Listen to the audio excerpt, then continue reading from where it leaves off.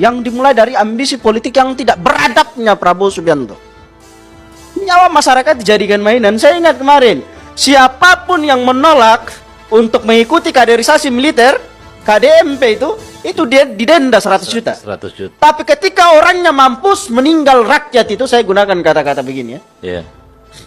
Karena memang negara ini udah nggak waras. Dikompensasi 50 Artinya juta. apa? Prabowo Subianto sekarang sudah mendesain regulasinya dan sekarang sedang melakukan stres-stres untuk mencari jalan dalam rangka melakukan penguatan militer itu di ranah sipil, birokrasi sipil dan juga birokrasi sosial dengan penolakan yang bisa diatasi oleh masyarakat. Yang kedua nih, masuk lagi kita balik ke DPR. Saya bilang DPR itu check and balance sudah rusak. Rusaknya berapa persen? 100% rusak. Dia nggak lagi berfungsi sebagai perwakilannya rakyat, tapi dia sekarang memposisikan diri sebagai pelayan kekuasaan, sebagai juru bicara kekuasaan. Bahkan ketika rakyat itu mengkritik presiden, DPR justru tampil di baris terdepan, yang kemudian menjadi juru bicara untuk melawan rakyat itu. Ini konyol. Dan yang paling miris adalah yang tebal.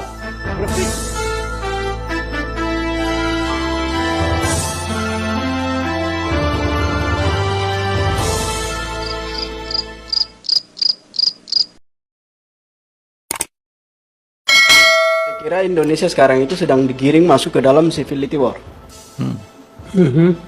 Civility war itu sederhananya adalah pemerintah memproduksi hoax, memicu konflik horizontal antara masyarakat dengan kekuasaan, dan itu merupakan cara bagi mereka untuk kemudian menutupi smoke screen-nya mereka. Jadi mereka sengaja mendebati masyarakat, dan cara mereka mendebati masyarakat itu bukan secara akademis, tapi memancing perdebatan-perdebatan yang tidak beradab dan tidak beretika. Mari kita lihat, Prabowo Subianto mencontohkan hal itu. Ketika masyarakat mengkritik dia mempertontonkan wajah yang tidak beradab dan tidak beretika. Itu seolah-olah memancing masyarakat untuk kemudian membalas dia dengan cara yang sama. Hingga akhirnya apa, nggak ada ujungnya. Tapi masyarakat itu lupa, di balik cara yang seperti itu ada smoke screen-nya. Itu ada hidden agent yang sengaja dilaksanakan oleh kekuasaan itu. Ada hidden agenda. Iya, dan saya bilang agenda prioritas kekuasaan saat ini adalah memprioritaskan konfigurasi politik Indonesia masuk ke dalam jurang otoritarianisme. Saya melihat gejala itu nyata sekali. Misalnya Bang, pasca revisi Undang-Undang TNI, itu disambut oleh Presiden Prabowo Subianto dengan mengeluarkan Peraturan Presiden Nomor 8 Tahun 2025. Itu disambut dengan pembentukan 5 komando daerah militer baru, 20 brigade teritorial pembangunan infanteri pembangunan di seluruh Indonesia. Yang paling parah adalah 100 infanteri teritorial pembangunan yang disebar di 514 kabupaten kota dan ditopang oleh 24.000 tamtama baru. Dan menariknya adalah 100 infanteri teritorial pembangunan itu terdiri dari 3 kompi. Kompi yang pertama adalah kompi pangan dan kompi energi berbasis tanaman pangan, sawit untuk biodiesel dan tebu untuk bioetanol. Kompi yang kedua adalah kompi kesehatan. Dan kompi yang ketiga adalah kompi infrastruktur dan konstruksi. Artinya apa? Kita sedang melihat secara formal Presiden Prabowo Subianto sedang memformulasikan penebalan kewenangan militer aktif dalam ruang-ruang sipil dan ruang politik. Ini berbahaya. Ini gejala otoritarianisme yang nyata. Sekarang dia melakukan stress test itu. Dia nggak langsung membentuk institusinya, tapi dia numpang dan menyelipkan keinginannya tadi di balik program-program prioritasnya. MBG, KDMP, semua diseragamkan tuh dalam posisi kedisiplinan yang basisnya adalah politik komando. Yang sampai saat ini orang tuh bertanya, apa hubungan antara KDMP dengan pendidikan militer? KDMP itu toko kelontong. Iya, iya. Dipaksa orang manajernya itu untuk punya sikap seperti seorang militer dalam rangka dia mengurus toko kelontong. Makanya saya bilang ini kekonyolan yang dimulai dari ambisi politik yang tidak beradabnya Prabowo Subianto. Nyawa masyarakat dijadikan mainan. Saya ingat kemarin, siapapun yang menolak untuk mengikuti kaderisasi militer, KDMP itu dia didenda 100 juta. 100 juta. Tapi ketika orangnya mampus meninggal rakyat itu, saya gunakan kata-kata begini ya. Iya. Karena memang negara ini udah nggak waras. Dikompensasi 50 juta. Dan cuman diganjar 50 juta. 50. Itu saya melihat satu sisi itu. Artinya apa?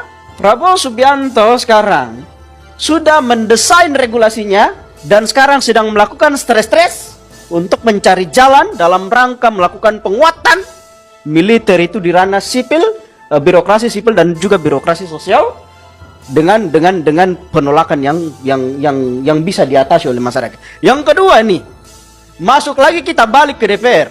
Saya bilang DPR itu check and balance sudah rusak. Rusaknya berapa persen? 100% rusak. Dia nggak lagi berfungsi sebagai perwakilannya rakyat, tapi dia sekarang memposisikan diri sebagai pelayan kekuasaan, sebagai juru bicara kekuasaan. Bahkan ketika rakyat itu mengkritik presiden, DPR justru tampil di baris terdepan, yang kemudian menjadi juru bicara untuk melawan rakyat itu. Ini konyol. Dan yang paling miris adalah yang terbaru, revisi Undang-Undang Polri. Ini saya bilang kebangsaan yang sangat sempurna. Pasal 28 ayat 4. Mereka menyelundupkan masuk pasal yang memberikan kewenangan mutlak kepada presiden untuk memberikan penugasan kepada perwira-perwira tinggi aktif Polri untuk bisa menduduki jabatan sipil dan jabatan politik dengan ketiadaan batasan jabatan. Artinya apa? Pola pengembangan karir perwira tinggi di Polri ada di tangan presiden. Ini merubah supremasi Polri menjadi supremasi presiden. Artinya dari dua sisi. Yang pertama revisi Undang-Undang TNI. Yang kedua revisi Undang-Undang Polri. Itu merupakan bentuk pelayanan terbaik DPR untuk memperkuat.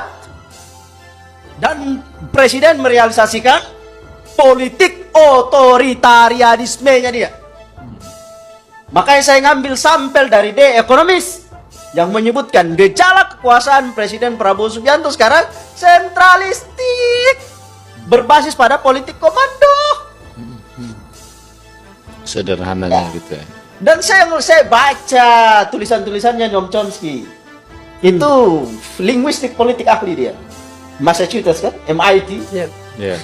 Itu mengatakan bahwa wajah kekuasaan Presiden Prabowo Subianto sekarang itu menuju korupsi yang sempurna di bawah pendekatan politik yang sentralistik dengan menggunakan tangan-tangan Polri dan TNI. Dan ini sangat disayangkan. Artinya apa? Kita memang udah nggak ada harapan dengan presiden ini. Dia bukan melakukan perbaikan, justru sebaliknya. Gitu. Yang berikutnya itu tadi dari sisi politiknya. Kalau kita masuk pada sisi ekonominya, kasihan sekali rakyat ini. Saya buka April 1970 bang. Itu posisi nilai tukar kita tuh 375 rupiah per dolar. Sekarang dia tembuskan 17.900, tapi saya tarik mundur, saya pakai angka 17.500. Dari 375 rupiah 17.500, depresiasinya berapa persen? 4.560% sekian. Kita bandingkan dengan Malaysia pada periode yang sama, depresiasinya cuma 36%. Kita bandingkan dengan Singapura pada periode yang sama, malah apresiasi 1,2-1,3%. Kita bandingkan deh dengan depresiasi nilai tukar di kawasan regional yang paling tinggi terhadap Amerika, Filipina, cuma 700%. Indonesia pada periode yang sama 70 sampai dengan sekarang 4.560% sekian. Apakah sebodoh itu kita? Apakah semiskin itu kita? Apakah kita nggak punya sumber daya alam untuk menguatkan posisi nilai tukar kita terhadap dolar? Ya. Karena saya bilang setiap satu nilai tukar rupiah itu ditentukan secara struktural, Bang. Yang pertama pengelolaan sumber daya alam, produksi, distribusi. Kita dapat falas. Ya. Falas masuk sebagai cadangan devisa. Fungsi utama cadangan devisa adalah mengawal stabilitas nilai tukar rupiah terhadap dolar. Apakah kita ini miskin cadangan sumber daya alam? Apakah kita nggak mampu memperbaiki kinerja manufaktur kita? Apakah kita nggak mampu memperkuat struktur fundamental ekspor kita? Sehingga dari tahun 70 sampai sekarang itu depresiasinya 4.500% sekian. Dan yang jadi pertanyaan, ketika jatuhnya rupiah seperti itu, ini ada pihak yang diuntungkan dan ada pihak yang dirugikan. Siapa yang diuntungkan dan siapa yang dirugikan? Yang diuntungkan adalah para perampok itu. Yang dirugikan siapa? Masyarakat. Mari kita dikte keadaan masyarakat Indonesia. Hah? Agar masyarakat itu tidak terlihat miskin secara data, pemerintah Indonesia, Kementerian Keuangan, BPS, makanya saya bilang Purbaya itu lepas aja celananya, pakai inrok dia. Itu nggak sehat. Standar garis kemiskinannya itu 40,6 dolar per bulan. Dikonversi ke dalam hitungan rata-rata 30 hari cuma 1,35 dolar per hari. Dikonversi masuk ke dalam hitungan nilai tukar rupiah 20.305 rupiah.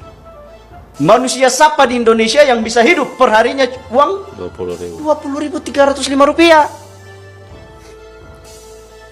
Kita itu emerging market, negara berkembang, dia punya standar garis kemiskinan sendiri. Kalau ngurusnya ke Bank Dunia kan 8,3 dolar per hari.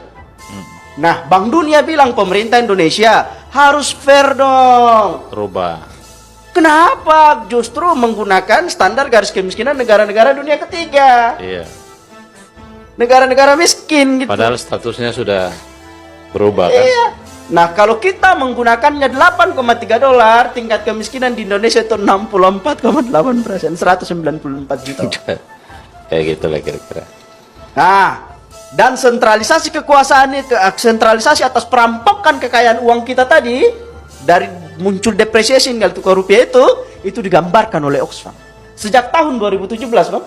Oxfam itu memperingatkan masyarakat pemerintah Indonesia. Woi, pemerintah Indonesia, lihat tuh sticky Gini ratio. Saya pakai bahasa sticky karena sulit diatasi. Sulit diatasi sticky Gini ratio Indonesia itu tingkat ketimpangan pendapatan antara yang kaya dan yang miskin. Yang kaya makin kaya dan kepemilikan kekayaan mereka makin mayoritas. Satu menguasai 99. Dan yang miskin itu jumlahnya makin banyak tapi kepemilikan asetnya itu makin sedikit. Oxfam bilang kekayaan orang, 5 orang terkaya di Indonesia itu setara 25 miliar US dollar. Dikonversi ke dalam hitungan nilai tukar dengan basis asumsi kurs waktu itu 333,8 triliun. Ini jauh lebih besar dibandingkan kekayaan 100 juta orang miskin di Indonesia. Yang kekayaan totalnya itu cuma 24 miliar US dollar, 332 triliun. Luar biasa.